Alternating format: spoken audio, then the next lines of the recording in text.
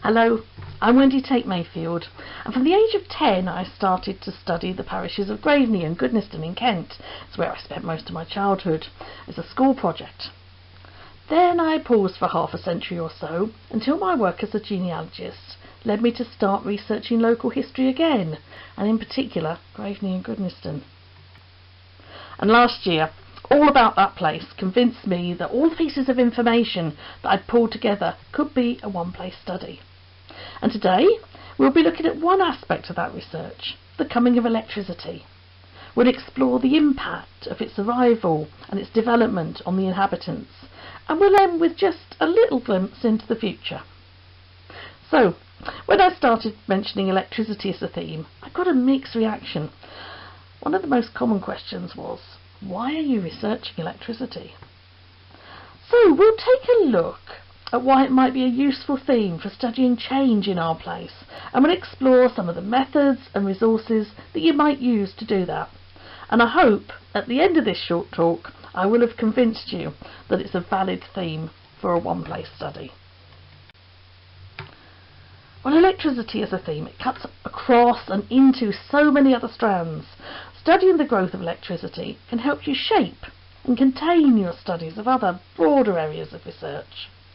And it's such an integral part of our lives today that often we barely notice it. But over the past century or so, it's been a vital aspect of so many parts of life. Work, domestic life, education, safety, transport, and especially communications. They've all been transformed by electricity. And we can use questions about electricity to explore those historical themes. And in the next few minutes, I'll take you through some of those changes in my study place, the combined parishes of Graveney and Goodnestone, a small rural community in northeast Kent. And Graveney has a very long and stable history. In AD 811, it was first documented as the King's Cowland.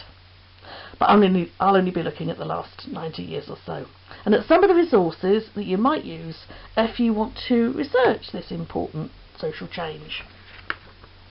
So where shall we start? We'll begin in the 1930s. The nature of the place hasn't really changed much since the 9th century King's Cowland. It's still a farming community with extensive grazing right across the marshland, and the population is around 400. And in a small tied farm cottage in Graveney, widowed mother Beatrice is cooking for her 5 children.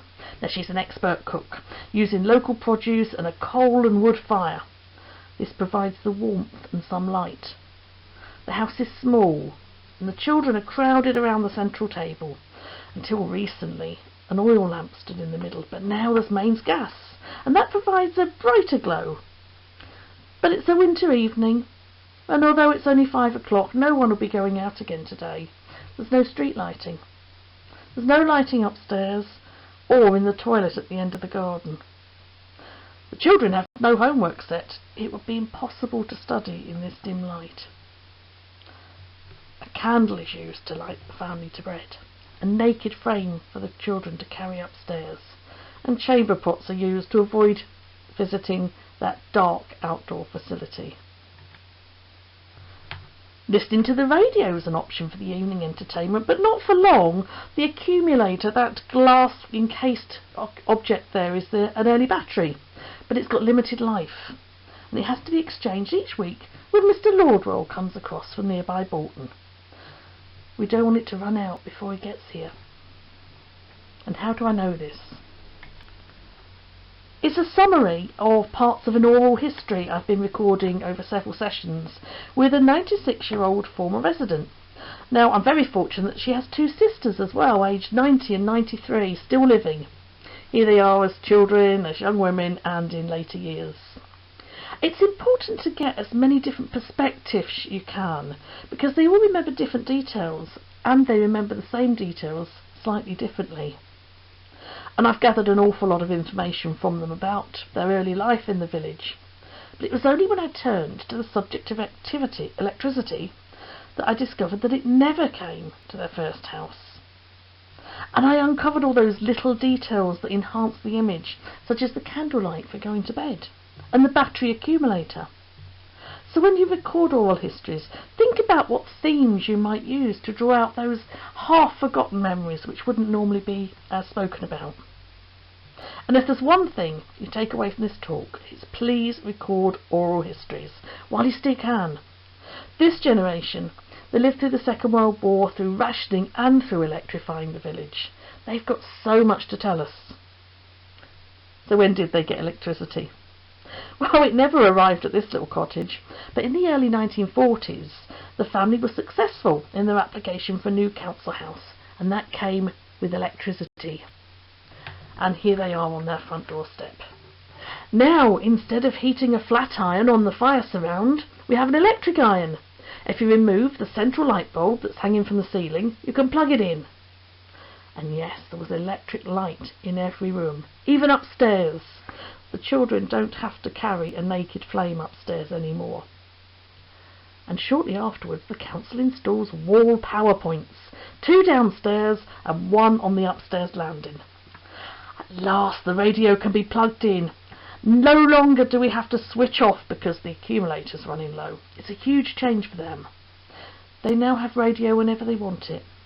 They don't have to just rely on a couple of hours a week. There's more music, more news and more information from the wider world. But time is short today, so we'll jump forward to the 1960s, when I have been born into this 3-generation household. And my enduring memories are of getting a fridge with a freezer compartment so I could have ice cream. And then, where has the old mangle gone? My goodness, we've got a spin dryer. But perhaps the biggest change for me was the 1-bar electric fire. In winter, it plugged into a single socket on the upstairs landing, and then it got moved from bedroom to bedroom just to take the chill off the air before we got up. And then in 1966, the World Cup, my baby brother, and the first television set all arrived in 1 month. Just 3 years later, I was watching Apollo 11 moon landings on it. School, of course, gave us homework because we had enough light. We could read and write no matter what time of the year.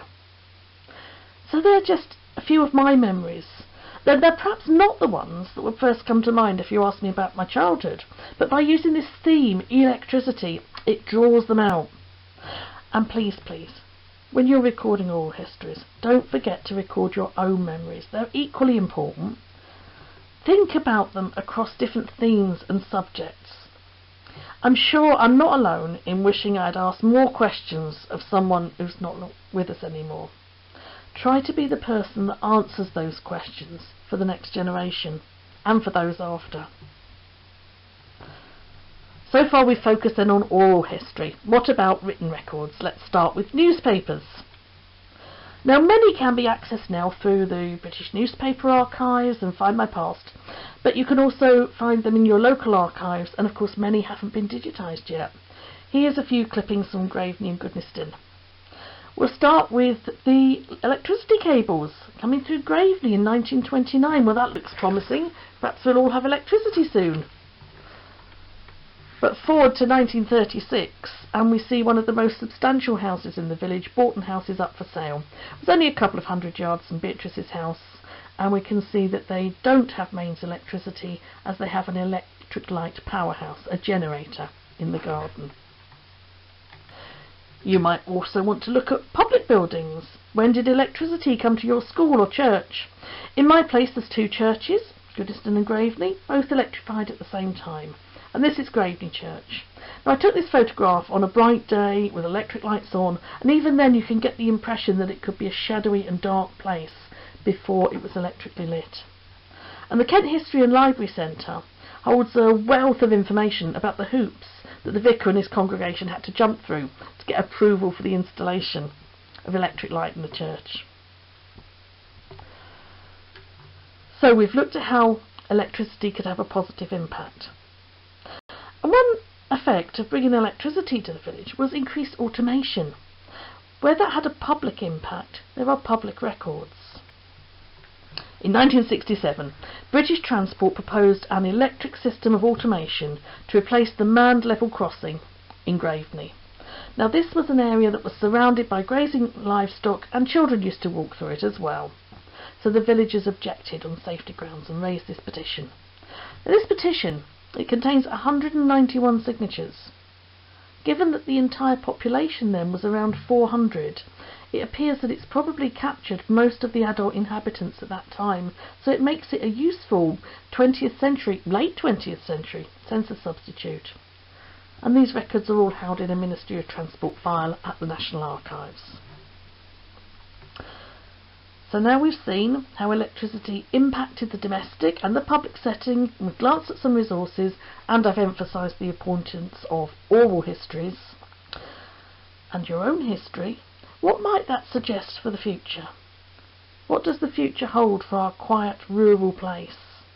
What does our increasing dependence on electricity mean for the King's Cowland of Graveney and Goodnestone? Well, in fact, it means that after 1200 years of history, this rural place of pasture and marshes is finally coming to an end. In 2009, construction began on the London Array. This is a power substation. It brings in offshore wind power to London. And again, the villagers protested, but to no avail. But this time promises were made that the character and the nature of the marshes would be retained. Trees would be planted around the substation to screen it off, and as you can see there, that is the case at the entrance. But the promises weren't kept. An 800-acre solar energy capture plant is currently being built, and it covers almost the entire marsh area. And every day, dozens of HGVs full of construction material thunder through the narrow village roads, bringing more and more building material to replace the marsh grasses and wildflowers. The King's Cowland is now becoming a shiny industrial megaplant, and it will soon be home to a 20-acre battery storage unit with the power to destroy the entire village and much, much more. Graveney and Goodnestone are changing from rural to industrial. And that makes it even more important to record the history of our places, right up to the present day. As they disappear from the countryside, future generations won't have the opportunity to see them firsthand the way we have. So it's up to us, through our One Place studies, to give them the richest possible picture of the history of our place.